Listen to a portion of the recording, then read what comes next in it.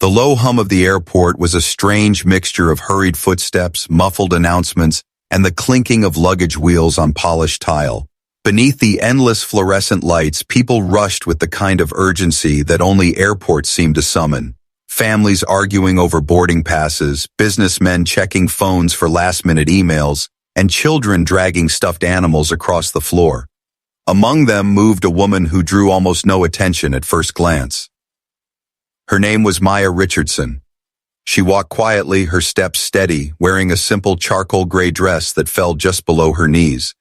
The fabric was soft but not flashy, paired with flats that had clearly seen better days. Her natural curls were pulled back into a low bun, and the only jewelry she wore was a modest silver bracelet on her wrist, a keepsake from her grandmother. Her luggage was a small, slightly scuffed carry-on and a worn leather backpack. Nothing about her screamed wealth, status, or power.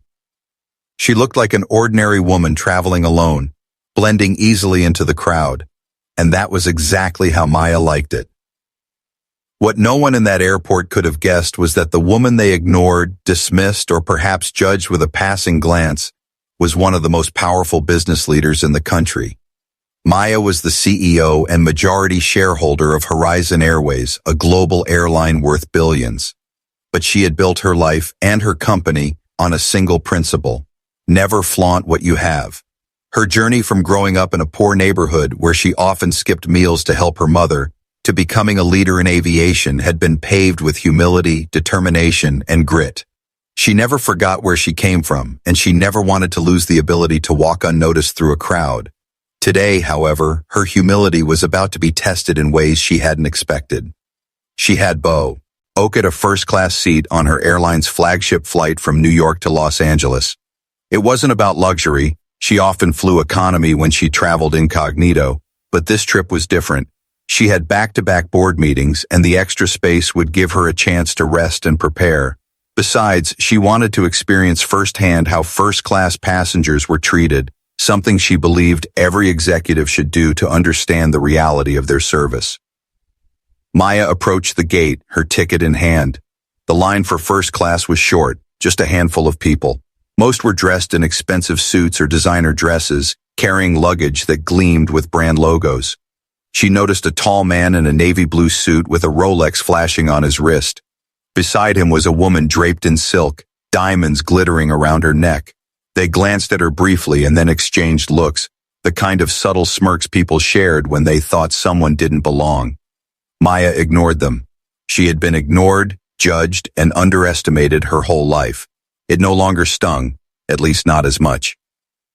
The gate agent, a young blonde woman with sharp eyeliner and a professional smile, greeted the man in the navy suit with warmth. "Welcome aboard, Mr. Carson. Enjoy your flight." Her tone was syrupy, almost reverent. When Maya stepped forward, the smile faltered. The agent's eyes swept from Maya's simple dress to her flats to her scuffed carry-on. Ma'am, this is the first-class boarding line," the agent said carefully, though her voice carried a hint of suspicion. "Yes," Maya replied calmly, handing over her ticket. "Seat 2A." The agent frowned, typing quickly on her keyboard. "Are you sure? This doesn't... Maybe you were meant for economy. Can I see your ID again?" Behind Maya, someone scoffed loudly. It was the woman in the silk dress. "Oh, please," she said, her voice dripping, hung with disdain. "This is ridiculous. First class isn't for people like her." Maya stiffened but kept her composure. The agent hesitated, torn between professionalism and prejudice, then glanced at the couple as if seeking approval. "Ma'am, I'll need to double-check this," the agent finally said, her tone now colder. She stepped aside and motioned to a colleague. The man in the navy suit leaned closer, his voice loud enough for Maya to hear. "Some people just can't accept their place. They think dressing plain makes them look important. Pathetic." A few other passengers chuckled. One younger man even pulled out his phone and began recording. Maya's fingers brushed the silver bracelet on her wrist. Memories flickered. Being told as a child that she didn't belong in certain stores, being denied service in restaurants, being underestimated in every room she walked into. She had risen above all of it, but moments like these still reopened old wounds. She took a steady breath.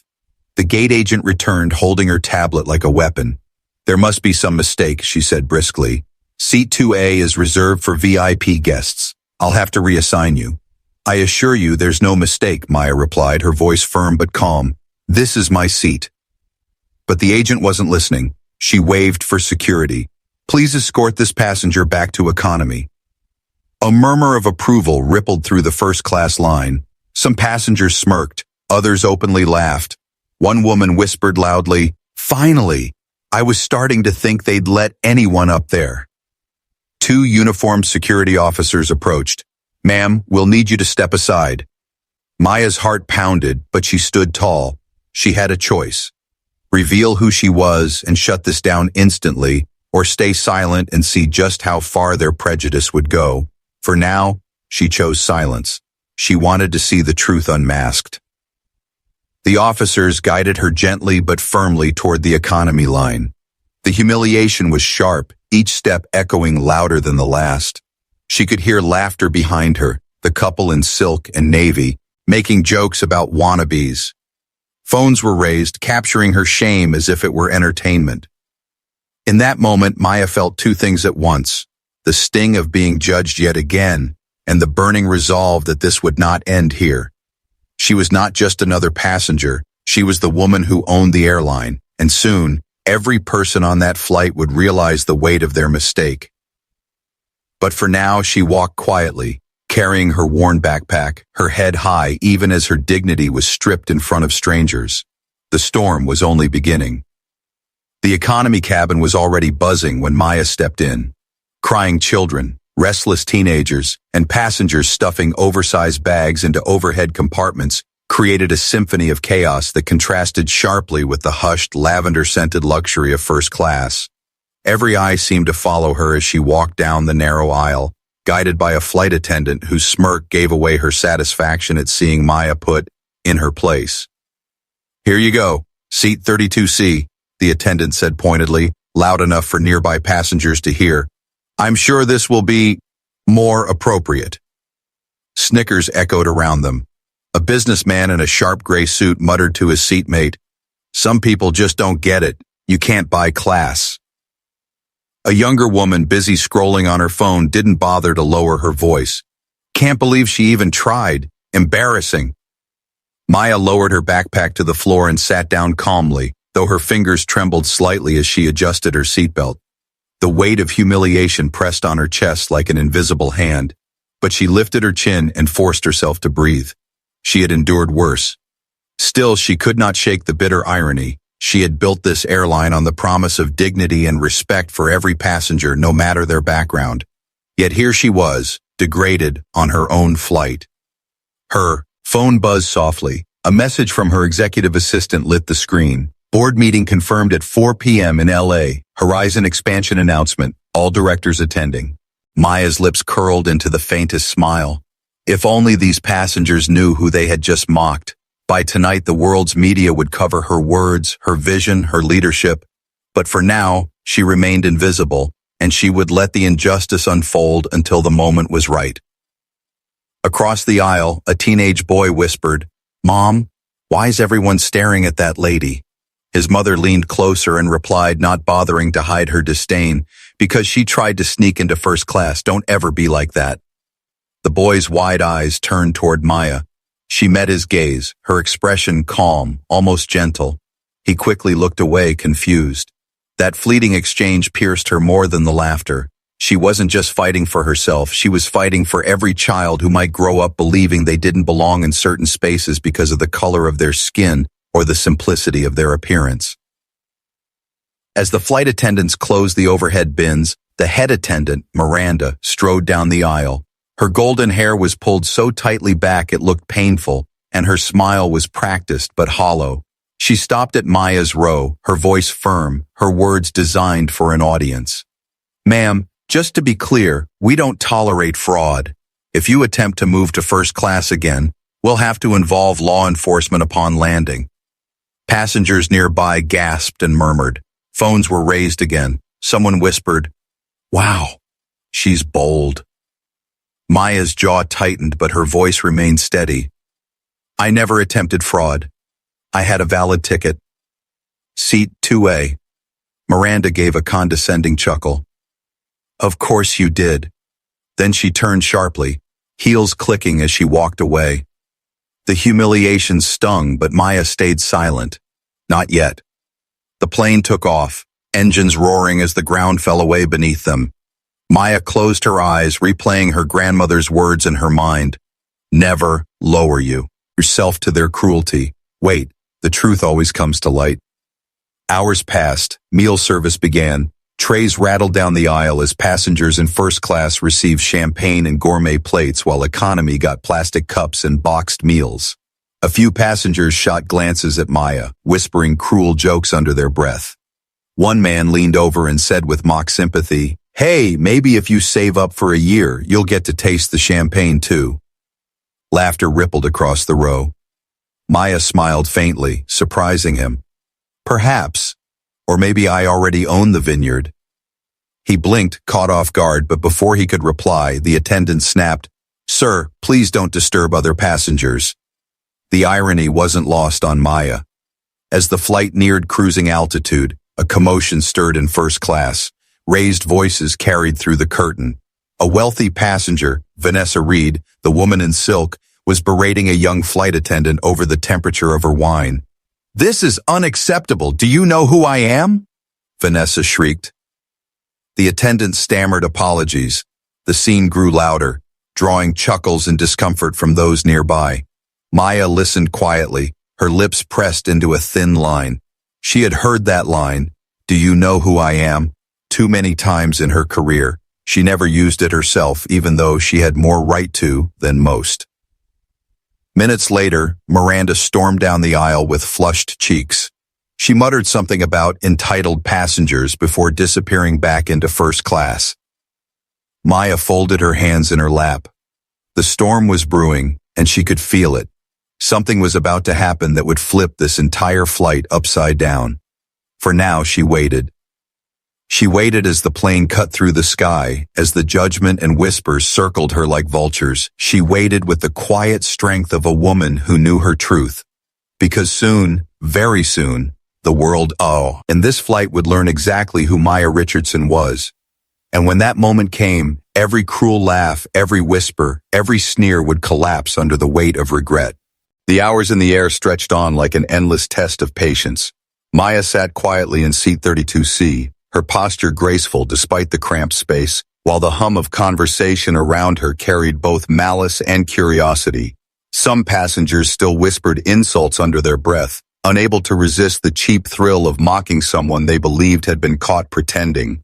Others simply watched, their eyes darting toward her with suspicion, their judgments etched into their expressions. She kept her gaze fixed on the small window beside her. Beyond the glass, the vast sky stretched endlessly, clouds like mountains of white. She often found peace up here, reminded that from above, all divisions seemed meaningless. But peace today was fleeting. Her mind replayed the humiliation at the gate, Miranda's harsh words, the passengers' laughter. She could handle insults, she had grown up with them, but the cruelty still struck a nerve. When the seatbelt sign dinged off, passengers began to stretch and shuffle. Maya took out a small notebook from her bag and began jotting notes for her upcoming board meeting. The expansion into Latin America would be one of Horizon Airways' boldest moves yet, and she wanted every detail sharp in her mind. Her pen moved swiftly across the page, her concentration steady. That's when a shadow loomed over her. It was the businessman from across the aisle, the one who had mocked her earlier. He leaned closer, lowering his voice but not his arrogance. "You know," he said, "you played your little stunt wrong. If you wanted to sneak into first class, you should have dressed the part. At least buy a fake handbag or something. You'd fool more people that way." His smile was smug, daring her to react. Maya looked up slowly, her expression calm. "I wasn't trying to fool anyone." The man chuckled. "Right. And I'm the president. Enjoy your boxed dinner, L. Odds." He returned to his seat, shaking his head. Maya let out a slow breath. The urge to reveal her identity flickered in her chest like a flame, but she extinguished it. Not yet. Timing mattered. She wasn't just going to defend herself, she wanted to make a point that would resonate beyond this cabin. The flight continued. Drinks were served, lights dimmed, and passengers settled into the monotony of cross-country travel. Yet tension lingered. Every so often, a passenger from first class would peek through the curtain, as if checking that the intruder really had been removed. Each glance carried the same unspoken judgment. She doesn't belong here. But destiny was preparing its counterstrike. Halfway through the flight, turbulence rattled the plane. Oxygen masks didn't drop, but the jolt sent drinks spilling and passengers gasping. Amid the chaos, a shrill cry pierced the air from first class. "Help! Somebody help!" The curtain whipped aside as a flight attendant rushed down the aisle, panic etched on her face. "We need medical assistance! Passenger down!" The cabin erupted into murmurs. Phones shot up to record. Some craned their necks for a better look. Maya, heart pounding, unbuckled her seatbelt and stood. Miranda's voice rang out from the front. "Is there a doctor on board? Please, we need immediate assistance." Passengers looked around, but no one moved. The seconds dragged painfully, the cries growing more desperate. Maya didn't hesitate. She strode forward, her calm demeanor cutting through the panic. "I'm trained in emergency response. Let me through." Miranda turned, recognition flickering in her icy eyes. "You? No. Sit back down." But a young attendant behind her, trembling, pleaded, "We don't have anyone else. Please let her try." The first-class passengers looked stunned as Maya knelt beside the collapsed passenger. It was the arrogant man, his companion, the woman in silk, Vanessa. Her skin was pale, her breath shallow.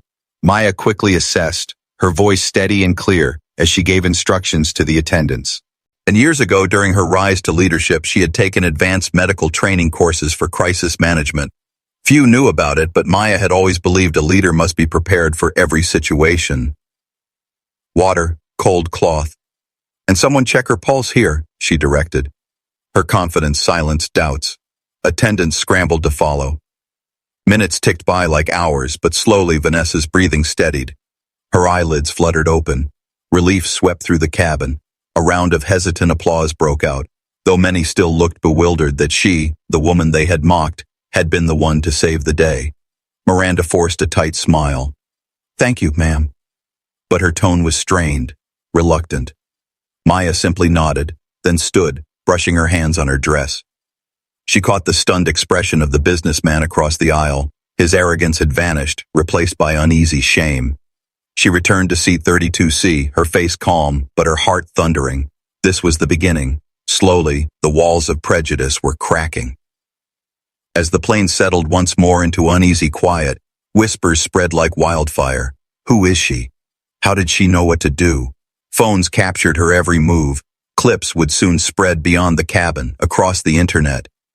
And though most passengers still didn't know it, the truth, that Maya Richardson wasn't just a passenger but the CEO of Horizon Airways, was now inching closer to revelation. The irony was sharp, almost poetic. The very people who had humiliated her would soon realize that their fate, every policy, every paycheck, every future with this airline, rested in the hands of the woman they had dismissed. The sky outside was calm again, the turbulence gone. But inside, a storm was only gathering. The cabin lights glowed dim as the plane cut steadily across the sky. Most passengers had settled back into uneasy silence, but whispers still moved, like an invisible current. Eyes kept darting toward Maya in seat 32C, no longer just with contempt, but with a mix of curiosity and unease. She had saved Vanessa Reed, the wealthy woman who had been the loudest voice mocking her earlier. And while Vanessa now rested with an oxygen mask in first class, her survival was tied to the calm, decisive actions of the woman everyone had laughed at. But prejudice has a way of clinging, even when evidence says otherwise. Miranda, the head flight attendant, strode briskly down the aisle. Her posture was rigid, her eyes sharp as though determined to reassert control over a situation that had slipped from her hands. She stopped at Maya's row and leaned in, her voice low but filled with venom. "You're lucky she's alive. But don't think this changes anything. You still don't belong in first class." Passengers around them overheard, gasping softly. A young man across the aisle muttered, "That's messed up. She literally just saved a life." Maya held Miranda's gaze steadily. "I didn't do it to belong anywhere. I did it because it was the right thing to do." For the first time, Miranda's composure faltered. She straightened, her lips pursed, and stormed back toward the galley. But her words had left a stain on the air. People began murmuring, some defending Maya, others still clinging to their judgments. The businessman in gray, who had mocked her earlier, shifted uncomfortably in his seat. His eyes flicked toward her, guilt clouding his expression. But pride chained his tongue. He said nothing. Hours ticked by. The flight attendants dimmed the cabin further, preparing passengers for rest before landing. Yet Maya remained awake, her notebook open on her lap, scribbling strategy notes under the faint glow of her reading light. She wrote not just about the expansion, but about staff training, customer dignity, and accountability. His day's events had crystallized something she already knew. Policies on paper meant nothing if the culture beneath them rotted.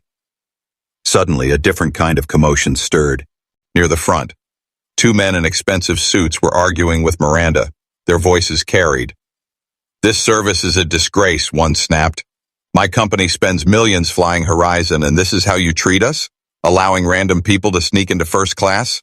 Disgusting." Maya's ears sharpened, her pulse quickened. She recognized the arrogance instantly, the belief that wealth excused cruelty. Miranda, perhaps still stinging from her loss of authority, responded with unusual boldness. "We removed her already. People like that have no place here." The words cut through the air like knives. Phones came up again, recording. A passenger in economy whispered fiercely, "Did she really just say that?" Maya closed her notebook and stood. Her steps down the aisle were deliberate, her presence quiet but commanding. Passengers turned to watch, their murmurs rising in a wave of anticipation. Miranda saw her approaching and bristled. "Return to your seat, now." But Maya's voice was calm, steady, and unshaken. "No." Gasps rippled. The tension thickened like fog. "I've listened long enough," Maya continued, her tone sharper now. "I've been insulted, humiliated, and dismissed. You judged me on my clothes, my skin, and the bag I carried. You mocked me without knowing a single truth about who I am." Silence gripped the cabin. Dozens of eyes locked onto her, wide with disbelief. Miranda's face reddened, her voice cracking as she snapped, "Sit down, or I'll have security waiting when we land." But Maya didn't flinch. Her gaze swept the first-class cabin, her voice carrying with a weight that no microphone could match. "My name is Maya Richardson," she said, each word deliberate, "and I am the CEO and majority owner of Horizon Airways, the airline flying this plane." The cabin froze. Gasps erupted, followed by stunned silence. The businessman in gray nearly dropped his drink. A woman who had mocked Maya at the gate clutched her pearls, her face draining of color. Phones zoomed in, capturing every second. Maya continued, her voice steady but edged with fire. "You laughed when I walked past you. You told me I didn't belong. But while you were mocking me, I was thinking about how to make this airline better. For all of you. Not just the ones in designer suits, but for every passenger, no matter their background or their appearance. That is what leadership means." A hush fell over the cabin. Even the hum of the engines seemed quieter, as if the sky itself had paused to listen. Then, from the back, someone began to clap. Slowly at first, then louder. A young woman in economy joined, then another, until the sound swelled into thunderous applause. The shame on the faces of those who had mocked her was unmistakable. Some lowered their heads, others shifted uncomfortably, wishing they could vanish into their leather seats. Miranda stood frozen, her authority shattered. Maya looked at her one last time, her expression resolute. "This airline will change. And after today, so will the way you treat people." She returned calmly to her seat, the applause still echoing through the cabin. The atmosphere had transformed completely. No longer whispers of judgment, now whispers of awe, of respect, of disbelief at the truth they had just witnessed. But the flight was not over yet. There would be consequences, both for those who had mocked her and for the airline she had fought so hard to build. And Maya was determined to make sure every one of them learned the lesson. Respect isn't bought with money or clothes. It's given by recognizing humanity. The cabin was no longer the same after Maya's declaration. Phones kept recording, passengers leaned forward in stunned silence, and whispers rolled through the rows like wildfire. The woman they had mocked, Vetu Economy accused of fraud, was the owner of the entire airline. Miranda's face was pale, her lips trembling, though she tried to hold her posture. Every ounce of arrogance she had displayed earlier was dissolving before the eyes of the passengers. She turned toward Maya, opening her mouth as if to protest, but no words came. From first class, the businessman in navy, the one who had scoffed at Maya at the gate, rose to his feet. His cheeks burned crimson, a storm of embarrassment and disbelief twisting across his face. You're the CEO? He stammered. Maya didn't raise her voice, but her answer was steady and sharp. Yes, and I've been watching. Phones caught every second, live streams already spreading across social media. Passengers scrolled, their screens lighting up with comments. Instant karma. Respect everyone. This is going viral. The atmosphere shifted. Those who had mocked her moments ago now stared with regret, their bravado collapsing. Others, those who had watched quietly or whispered uneasily, now looked at Maya with new reverence. Miranda stepped forward, her voice breaking. Ms. Richardson, Maya raised a hand, silencing her. Save it. This isn't about me alone. It's about every passenger who has ever been treated as less because of how they look. I built this airline to give dignity to everyone who steps on board, but today, I saw the opposite. The words cut deeper than any shout. From the back, a young woman called out, "You don't deserve this, ma'am. Thank you for standing up." Applause broke again, this time louder, filling the economy cabin and spilling into first class. The rhythm of hands striking together was undeniable, drowning out any attempt to resist the tide of truth.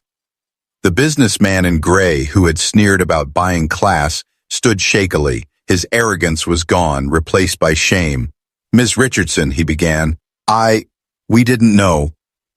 Maya's gaze landed on him, unwavering. "That's the point. You didn't need to know who I was. You should have treated me with respect simply because I am human." His head bowed. The lesson was sharp and it pierced deeper than any punishment could. Meanwhile, Vanessa, the woman in silk who had nearly collapsed earlier, was awake now, pale but steady with her oxygen mask removed. She watched Maya with wide eyes, her pride crumbling. I owe you my life," she said hoarsely. "And I mocked you." Maya softened, but her reply was firm. "You don't owe me gratitude. You owe yourself reflection.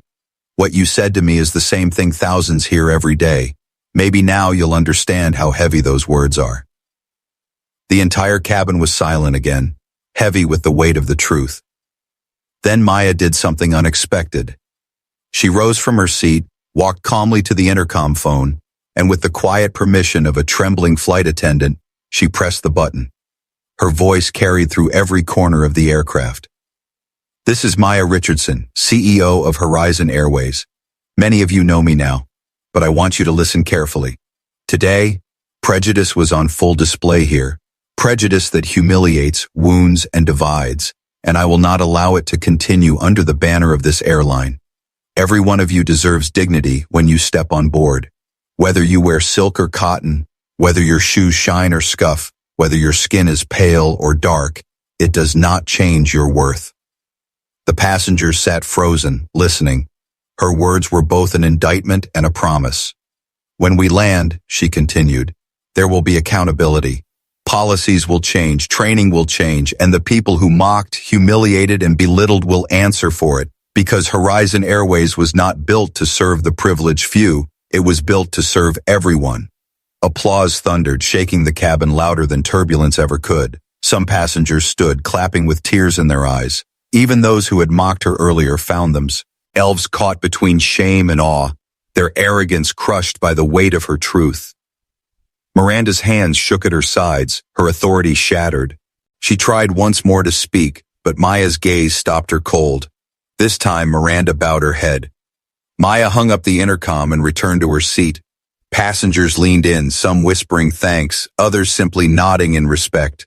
The cabin that had once been poisoned with laughter now brimmed with reverence. For the first time in years of leading quietly behind boardroom walls, Maya felt the impact of her presence not as a CEO, but as a voice for justice. This wasn't about her.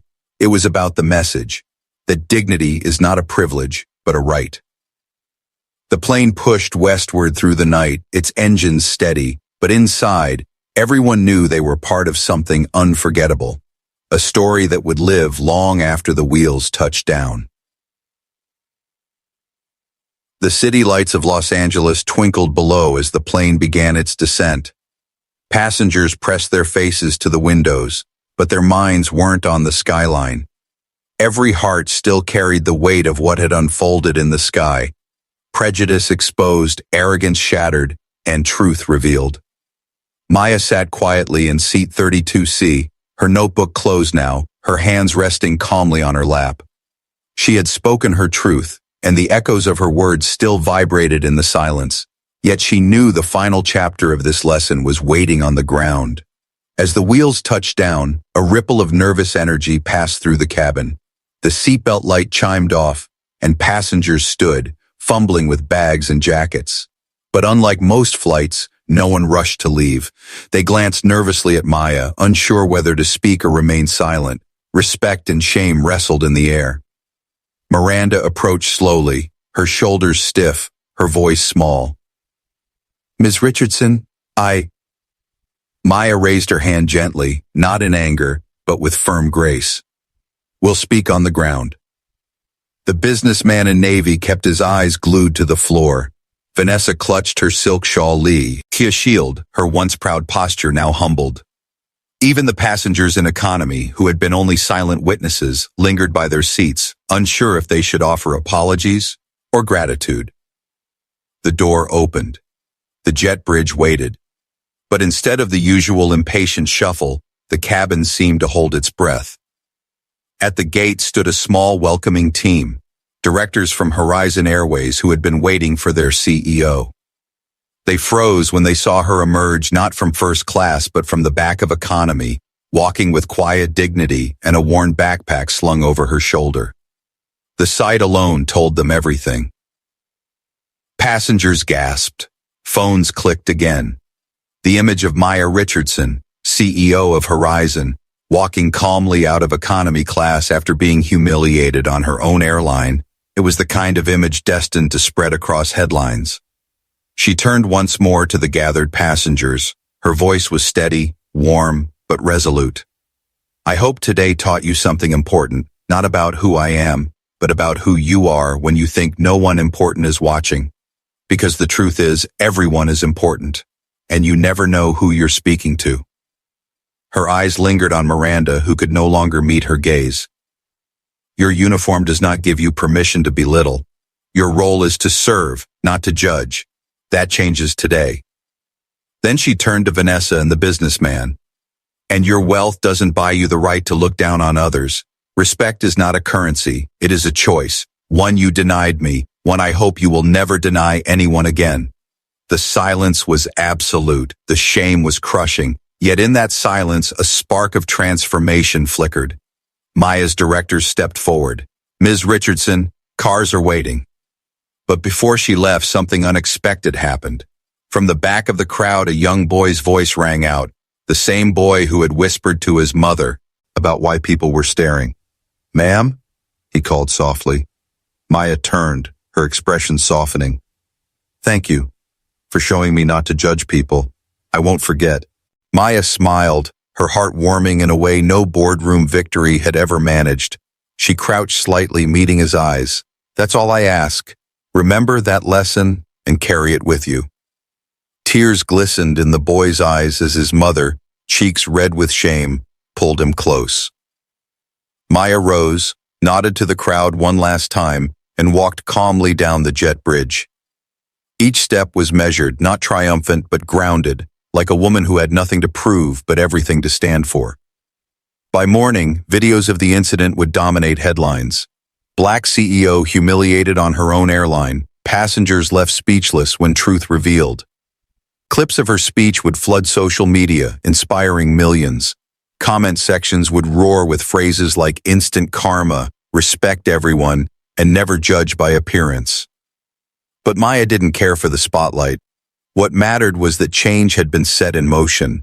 Within days, Horizon Airways would roll out new training, strict accountability policies, and a renewed vision of dignity for every passenger. Miranda would no longer wear the uniform she had abused, and employees across the airline would remember the lesson delivered not in a meeting, but on a flight at 35,000 feet. As for the passengers, they carried home a story they would tell for years, a story not of luxury or convenience, but of the day a simple black woman in a modest dress revealed she was the very leader who held their fate in her hands, and they would never laugh at her again.